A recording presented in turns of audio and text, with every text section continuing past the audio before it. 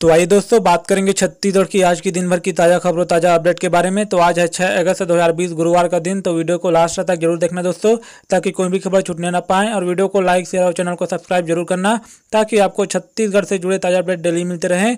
तो अभी एक बड़ी खबर निकल के आ रही है। स्वतंत्रता दिवस पर राजधानी में सीएम करेंगे ध्वजारोहण। डॉक्टर्स, पुलिस, स्वास्थ्य और स्वच्छता कर्मी होंगे सम्मानित। आयोजन को लेकर शासन ने जारी किए ये दिशा निर्देश। और आगे जानेंगे जागरूकता की मिसाल। गाँव में मुनादी, कोरोना संक्रमण फैला है इसलिए तीजा में न जाए, बेटियों को बुलाए और न बहुओं को भेजे। साथ ही बात करेंगे सीएम बघेल ने महेंद्र कर्मा को नमन कर किया तेंदुपत्ता संग्राहक सामाजिक योजना का शुभारंभ।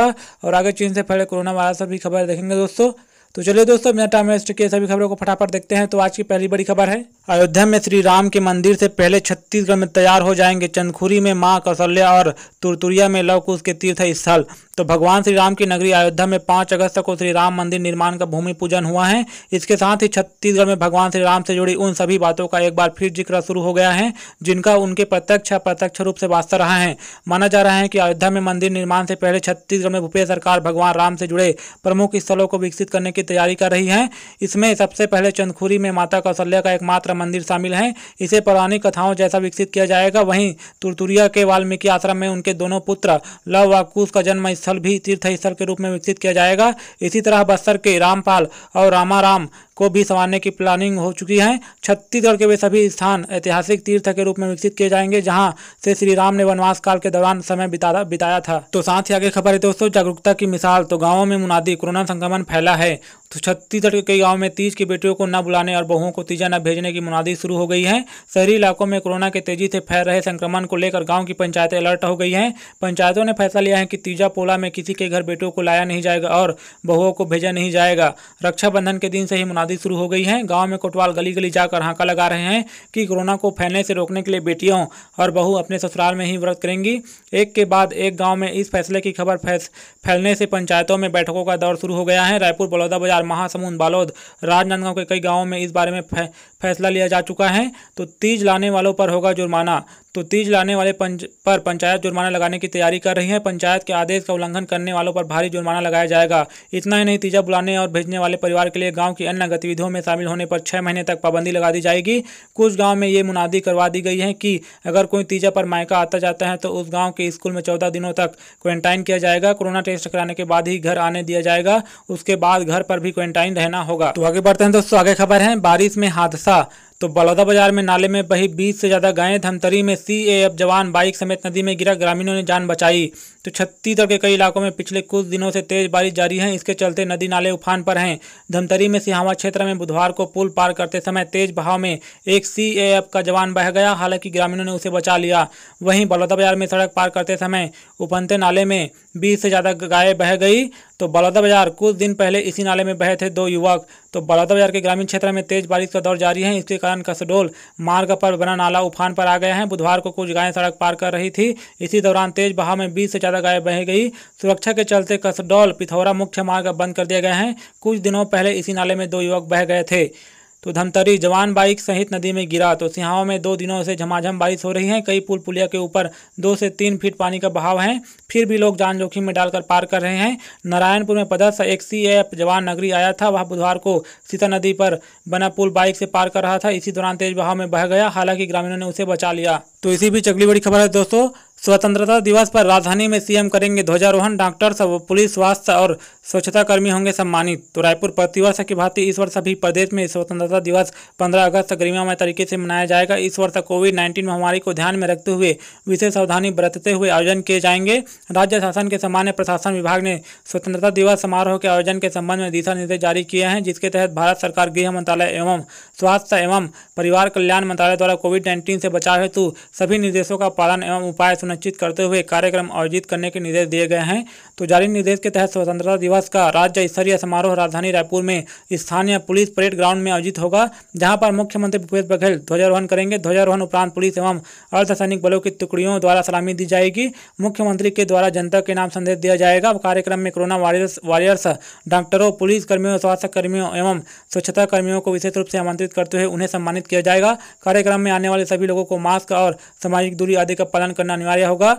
तो स्वतंत्रता दिवस के अवसर पर तहसील एवं जनपद स्तर पर सार्वजनिक समारोह आयोजित नहीं होंगे। जनपद कार्यालयों में जनपद सदस्य एवं नगरीय निकायों में नगरीय निकाय के महापौर या अध्यक्षों द्वारा ध्वजारोहण किया जाएगा। पंचायत मुख्यालयों में सरपंच द्वारा एवं बड़े गाँवों में गाँव के मुखिया द्वारा ध्वजारोहण किया जाएगा और सामूहिक रूप से राष्ट्रीय गान गाया जाएगा। सामान्य प्रशासन विभाग के दिशा निर्देशों के अनुसार राज्य, जिला, ब्लॉक एवं पंचायत स्तर पर आयोजित होने वाले कार्यक्रमों में किसी भी स्थिति में स्कूली छात्र छात्राओं को एकत्र नहीं किया जाएगा। आयोजित कार्यक्रमों में सांस्कृतिक कार्यक्रमों का आयोजन नहीं किया जाएगा। गणमान्य अतिथियों को भी सीमित संख्या में आमंत्रित किया जाएगा। बैठक व्यवस्था में सामाजिक एवं व्यक्तिगत दूरी का विशेष रूप से पालन किया जाएगा। तो साथ ही आगे खबर है दोस्तों, कोरोना देश में संक्रमितों का आंकड़ा 19 लाख के पार। अब हर 10 लाख के आबादी में 1377 लोगों की रिपोर्ट पॉजिटिव आ रही है। अब तक 39,814 मौतें। तो देश में कोरोना मरीजों का आंकड़ा मंगलवार को 19 लाख के पार हो गया। 7वीं बार केवल 2 दिन में ही 1 लाख नए मरीज बढ़ गए। अब तक 19,06,613 लोग संक्रमित पाए जा चुके हैं। पिछले 24 घंटों में 51,282 नए मरीज बढ़े। आंकड़ों को देखें तो अब हर 10 लाख की आबादी में 1377 लोगों की कोरोना रिपोर्ट पॉजिटिव आ रही हैं। उधर राहत की बात है कि संक्रमण से ठीक होने वालों का आंकड़ा भी तेजी से बढ़ रहा है। पिछले 24 घंटों में 51,220 लोग ठीक हो गए। इसी के साथ रिकवर हुए मरीजों की संख्या 12,81,660 हो गई है। 5,82,716 लोगों को अभी इलाज चल रहा है। संक्रमण के चलते अब तक 39,820 लोगों की मौत हो गई है। तो कोरोना से जान गंवाने वालों में 68% पुरुष हैं। साथ ही आगे खबर है दोस्तों, मोदी रामलला के दर्शन करने वाले पहले प्रधानमंत्री बने। 2 बार साष्टांग प्रणाम किया। पहले हनुमानगढ़ी में भी पूजा की। अयोध्या राममय हुई। तो प्रधानमंत्री नरेंद्र मोदी ने अयोध्या में 12:44:08 पर शुभ मुहूर्त में राम मंदिर की नींव रखी। इससे पहले चांदी की 9 शिलाओं का पूजन किया गया। अयोध्या पहुंचकर सबसे पहले उन्होंने हनुमानगढ़ी जाकर दर्शन किए और आरती उतारी। मंदिर के मुख्य पुजारी GP महाराज ने उन्हें चांदी का मुकुट और वस्त्र भेंट किए। इसके बाद मोदी ने रामलला के दर्शन किए। वे रामलला के दर्शन करने वाले पहले प्रधानमंत्री बन गए हैं। उन्होंने रामलला मंदिर में और मंच पर साष्टांग प्रणाम किया। तो उधर अयोध्या राममय हो गई। शहर में उत्सव जैसा माहौल है। शहर में जगह जगह राम के गीतों के साथ चरणामृत बांटा गया। तो बने रहिए दोस्तों। तो आगे बढ़ते हैं। तो फिर सक्रिय हुआ चक्रवाती घेरा। छत्तीसगढ़ के कई इलाकों में बारिश। तो रायपुर, बंगाल की खाड़ी में नया चक्रवाती घेरा सक्रिय होने के साथ ही छत्तीसगढ़ में एक बार फिर बारिश शुरू हो गई है। बीती रात राजधानी रायपुर सहित अंबिकापुर, बिलासपुर, बस्तर संभाग सहित कई इलाकों में अच्छी बारिश हुई। बारिश के बाद मौसम में भी बदलाव आया है। तापमान में थोड़ी गिरावट दर्ज की गई है। साथ ही वातावरण में थोड़ी नमी भी कम हुई है। इसके साथ ही अगले 2 दिनों में छत्तीसगढ़ में कई स्थानों पर बारिश हो सकती है।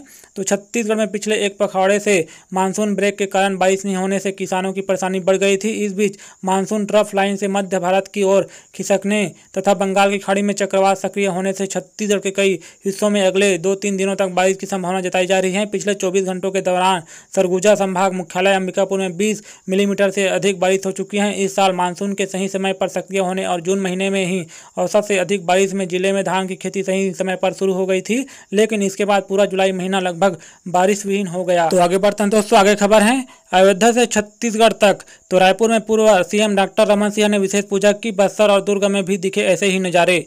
तो उत्तर प्रदेश की अयोध्या नगरी में भगवान राम के मंदिर का भूमि पूजन प्रधानमंत्री नरेंद्र मोदी ने किया। इसका उत्साह छत्तीसगढ़ के कई इलाकों में देखने को मिला। तो रायपुर के VIP रोड स्थित राम मंदिर में दिन भर कई तरह के कार्यक्रम हो रहे हैं। जिस वक्त PM ने अयोध्या में पूजा की, उसी दौरान पूर्व CM डॉक्टर रमन सिंह ने परिवार के साथ VIP रोड के राम मंदिर में पूजा की। शहर के फूल चौक स्थित हनुमान मंदिर को गुब्बारों से सजाया गया। प्राचीन राम मंदिर दूधाधारी मठ में भी विशेष पूजा हुई। दुर्ग के गांधी चौक स्थित राम सीता मंदिर में सुबह से ही चहल पहल का माहौल रहा।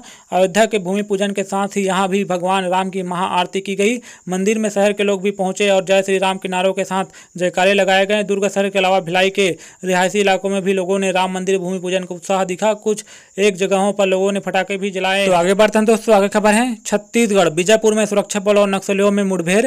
महिला नक्सली ढेर, भारी मात्रा में हथियार बरामद। तो छत्तीसगढ़ के बीजापुर में बुधवार को सुरक्षा बलों और नक्सलियों के बीच मुठभेड़ हो गई। इसमें जवानों ने एक महिला नक्सली को मार गिराया। मौके से बंदूक, विस्फोटक सहित भारी मात्रा में हथियार बरामद किया है। तो घटना गंगालूर थाना क्षेत्र की है। SP कमल लोचन कश्यप ने मुठभेड़ की पुष्टि की है। जानकारी के मुताबिक शहीदी दिवस के बाद जवानों को बड़ी संख्या में नक्सलियों के मौजूद होने की सूचना मिली थी। इसके बाद DRG, STF, कोबरा 204 बटालियन और CRPF के जवानों को संयुक्त रूप से रवाना किया गया। गंगालूर से बासागुड़ा के बीच गंगालूर क्षेत्र में इसुलनार और पुन्नूर के जंगलों में नक्सलियों से मुठभेड़ हो गई। दोनों ओर से चल रही फायरिंग के दौरान एक महिला नक्सली मारी गई। अभी तक उसकी पहचान नहीं हो सकी है। मौके से जवानों ने 12 बोर की बंदूक, कारतूस, डेटोनेटर, विस्फोटक टेंट और भारी मात्रा में दैनिक उपयोग की सामग्री बरामद की है। मुठभेड़ अभी जारी है। ज्यादा जानकारी जवानों के लौटने के बाद ही मिल सकेगी। तो इसी के साथ आगे खबर है दोस्तों, सीएम बघेल ने महेंद्र कर्मा को नमन कर किया तेंदुपत्ता संग्राहक सामाजिक योजना का शुभारंभ। 12.5 लाख परिवारों को मिलेगा लाभ। तो रायपुर मुख्यमंत्री बघेल ने इस अवसर पर शहीद महेंद्र कर्मा की जयंती पर उन्हें विनम्र श्रद्धांजलि अर्पित करते हुए उनके नाम पर तेंदुपत्ता संग्राहक सामाजिक योजना का शुभारंभ किया। इसके माध्यम से राज्य के 12.5 लाख संग्राहक परिवारों को लाभ मिलेगा। तो इस अवसर पर कृषि मंत्री रविंद्र चौबे, वन मंत्री मोहम्मद अकबर, पंचायत एवं ग्रामीण विकास मंत्री टी.एस. सिंहदेव, गृह मंत्री ताम्रध्वज साहू, स्कूल शिक्षा मंत्री डॉक्टर प्रेम साय से टेकाम, उद्योग मंत्री कवासी लखमा, नगरीय प्रशासन मंत्री डॉक्टर शिव कुमार डहरिया, लोक स्वास्थ्य मंत्री गुरु रुद्र कुमार, खाद्य मंत्री अमरजीत भगत, महिला एवं बाल विकास मंत्री अनिल भेड़िया, संसदीय सचिव शिशुपाल सोरी, चंद्रदेव राय, मुख्यमंत्री के सलाहकार विनोद वर्मा, प्रदीप शर्मा, मुख्य सचिव आरपी मंडल एवं वरिष्ठ अधिकारी उपस्थित थे। तो इसी के साथ आगे खबर है दोस्तों, मुख्यमंत्री कोरोना से स्वस्थ, शिवराज की 12वें दिन अस्पताल से छुट्टी, बोले मैंने गलती की, आप लोग मत करना, मेडिकल स्टाफ का हृदय से धन्यवाद। अरविंद सिंह भदौरिया भी 14 दिन बाद घर पहुंचे। तो मध्य प्रदेश के मुख्यमंत्री शिवराज सिंह की अस्पताल से छुट्टी हो गई। बुधवार को तीसरी कोरोना रिपोर्ट नेगेटिव आई। सुबह उनके सभी टेस्ट सामान्य आए। इसकी जानकारी उन्होंने अस्पताल द्वारा जारी हेल्थ बुलेटिन को ट्वीट करके दी। इससे पहले शिवराज के अस्पताल में भर्ती होने के बाद 2 बार कोरोना टेस्ट पॉजिटिव आया था। इधर कैबिनेट मंत्री अरविंद सिंह भदौरिया भी स्वस्थ होकर घर पहुंच गए हैं। उन्होंने अपने बेटे के साथ कार से घर जाने का एक फोटो भी शेयर किया है।